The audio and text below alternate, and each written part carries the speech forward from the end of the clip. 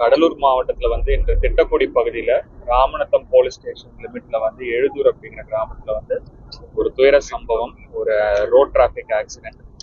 SCTC bus வந்து திருச்சியிலேருந்து சென்னைக்கு செல்லும் போது வந்து 2 கார்ல வந்து ஆக்சிடென்ட் பொசிஷன்ல வந்து இப்போ வந்து 13 பீப்புள் வந்து இன்ஜூர் ஆனாங்க. அதுல 9 பீப்புள் வந்து டெத் ஆயிருக்காங்க. இன்னும் 4 பேருக்கு வந்து இப்ப அரசு மருத்துவமனையில வந்து சிகிச்சை வந்து அவங்க பெற்றுட்டு இருக்காங்க. இப்போ இந்த 9 பேருக்கும் வந்து முதலமைச்சர் அவர்கள் வந்து குடும்பத்துக்கு 3 லட்சம் வந்து இப்ப நிவாரண தொகையா அனௌன்ஸ் பண்ணியிருக்காங்க. ஸோ இந்த இடத்துல வந்து இப்ப இன்ஸ்பெக்ஷன் வந்து இப்ப நானும் இப்போ வந்து எஸ்பியும் வந்து பண்ணியிருக்கோம். இப்போ எதனால இந்த ஆக்சிடென்ட் நடந்திருக்கு, என்ன ரீசன் அப்படிங்கிறது வந்து இப்போ நம்ம டிரான்ஸ்போர்ட் டிபார்ட்மெண்ட்டும் ஆர்டிஓவையும் வந்து ஃபுல் ஃபிளெஜ்டா ஒரு என்கொயரி பண்ண சொல்லியிருக்கோம். என்கொயரி முடிஞ்சதுக்கு அப்புறம் தான் நமக்கு வந்து ரியல் காஸ் ஆஃப் ஆக்சிடென்ட் என்னங்கிறது நமக்கு தெரிய வரும். டீடைல்ஸ் வந்து இப்போ அவங்க பெரம்பலூர் ஜிஹெச்க்கு தான் எல்லாத்தையுமே ட்ரீட்மெண்ட்டுக்கு வந்து நம்ம அமைச்சிருந்தோம், நியர்பை இருக்கிறதுனால. இப்போ அங்கே வந்து இப்போ ட்ரீட்மெண்ட்டும் சில பேர் எடுத்துட்டு இருக்காங்க. 9 பீப்புள் டிக்ளேர் டேட். இப்போ டீடைல்ஸ் அங்கே கலெக்ட் பண்ணிட்டு இருக்காங்க.